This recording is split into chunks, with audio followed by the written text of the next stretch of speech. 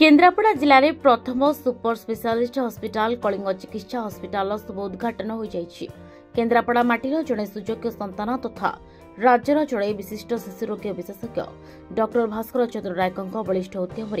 केन्द्रापड़ा जिले में प्रथम करी स्वास्थ्य सेवा को सुदृढ़ करने लक्ष्य एपरी एक हॉस्पिटल निर्माण कर नूतन हॉस्पिटल उद्घाटन उत्सव में हॉस्पिटल प्रतिष्ठाता डॉक्टर भास्कर चंद्र नायक सभापतित्व करथिबा बेले मुख्य अतिथि भाव में प्रभास आचार्य जातीय संपादक लोकसेवक मंडल और तांको सहित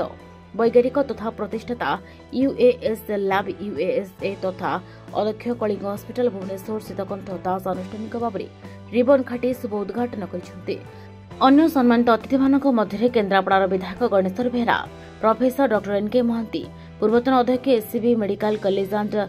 DMET Odisha professor doctor SK Mahapatra, पूर्वतन मुख्य विभागीय अधिकारी ऑब्स्टेट्रिक्स और gynaecologic SCB medical college Cuttack doctor Biswaprakash Kanungo, professor doctor SN Parida, doctor Sharachandra Nayak, अवसरप्राप्त मुख्य छत्री चित्तरंजन नायक, मुख्य वक्ता ऋषिकेश रथ प्रमुख उद्घाटन उत्सव में मंचासीन अतिथि भाव में उपस्थित थे। उद्घाटन सभा को श्वेताकांत बेहरा संयोजना करथिले। केन्द्रापड़ा जिले में प्रथम निर्माण होइथिबा सुपर स्पेशलिस्ट हॉस्पिटल कलिंग चिकित्सा हॉस्पिटल जिलार कटक भुवनेश्वर जाउथबा रोगीमानक पई एक नूतन संभावना निश्चय बोली अतिथि माने मत व्यक्त करछन्ति। जरूरीकालीन चिकित्सा आवश्यक हेउथबा रोगीमानक पई कलिंग हॉस्पिटल एक सुजोग सृष्टि करि पारिछि। केन्द्रापड़ा सहर उपकंठ जंटिल ठारे नवनिर्मित ए कलिंग चिकित्सा हॉस्पिटल भारत वर्षर नामी दामी प्रोफेसर तथा डॉक्टर मानक द्वारा चिकित्सा सेवा जोगा दियाजिबो बोली हॉस्पिटल प्रतिष्ठाता डॉक्टर भास्कर चंद्र नायक प्रतिक्रिया कहिसन्ति। केन्द्रापड़ा जिला गोटे खुशीर दिन आपण जानते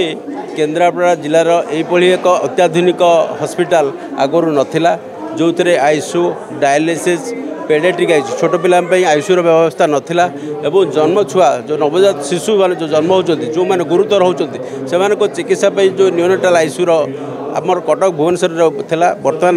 ये हॉस्पिटल रे प्रथम थर पर आम न्यूनेटाल आईसीयू प्रावधान करिछु एवं एठी जो रोगी गुरुतर हेले जो 60 मिनिट जो अच्छी तार गोटे क्रिटिकल पीरियड गोल्डन पीरियड कहूँ से पीरियड भितर चिकित्सा पाई परिबो। कारण आम जाचु डाक्तर हिसाब से मुझे जानी जदि गोटे चौकी आरटीआई रोड ट्राफिक एक्सीडेंट मध्यम हो कि ब्रेन स्ट्रोक हो ताकू जदि आम 60 मिनिट भितर तार आशु चिकित्सार प्रावधान करिपरिबा निश्चित रूपे तार क्षेत्र में तार बंचार संभावना 80% होता है। किंतु से रोगी की आप कटक भुवनेश्वर जीवे आउ सबुठ बड़ हॉस्पिटल रे बहुत प्रकार ट्रिटमेंट थी फैसिलिटी देवे समय भितर जदि चिकित्सा आरंभ न करें ताल से क्षेत्र में तार बंचार संभावना 80 ରୁ 40% को कमी जाए। तेणु यहीटा हूँ गोटे क्रिटिकल थिंकिंग एवं जो रोगी मैंने आमर केन्द्रापड़ा दूरांत अंचल रोचंती मार्साघाई हो कि महाकालपड़ा हो कि जो राजनगर आली राजकनिका अंचल लोकटे जदि दुर्घटना जनित हो गुरुतर हुए और ताकू जदि आशु चिकित्सार आवश्यक हुए आईसीयू सुविधा आम केन्द्रापड़ा नथिला ए हॉस्पिटल को आसिले सांगे सांगे विदिन 1 आवर जो गोल्डन टाइम भितर आम चिकित्सा प्रावधान करूँ। आउ गोटे कथा कहूँ ये आम 24 घंटा 24/7 डाक्तर रे क्रिटिकल केयर स्पेशलिस्ट आम बाहर हायर करने चाहूँ जो पेसेंट आसिले बिना डाक्तर जमी हॉस्पिटल न रहे सब डाक्तर जमी उपस्थिति रही प्राधान्य दिखाई। आम जिले गोटे बड़ बेसरकारी हॉस्पिटल कलिंग चिकित्सा आज उद्घाटित है एवं ए बहु विशेषज्ञ माने नियुक्ति पाइबे बहु अत्याधुनिक चिकित्सा सुविधा मिल पारे। तेणु ये जिलार गोटे आवश्यकता थिला आवश्यकता आज पूरण होती डॉक्टर भास्कर नायक जी हूँ यार प्रतिष्ठाता निजे जड़े माने प्रतिष्ठित चिकित्सक शिशु रोग विशेषज्ञ धन्यवाद दूँ। आशा करम